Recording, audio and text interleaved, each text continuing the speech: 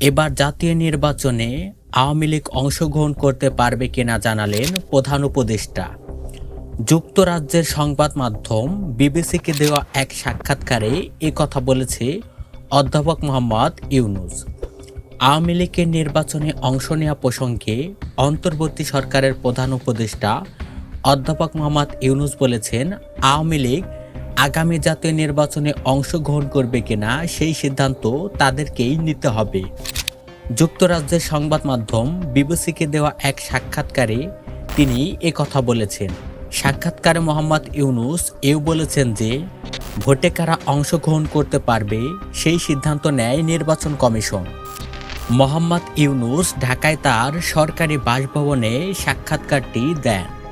সাক্ষাৎকারে ইউনূস বলেন, তারা এটা ভোট করতে চায় কিনা সেই সিদ্ধান্ত আওয়ামী লীগকেই নিতে হবে। তাদের সিদ্ধান্ত তো আমি নিতে পারি না।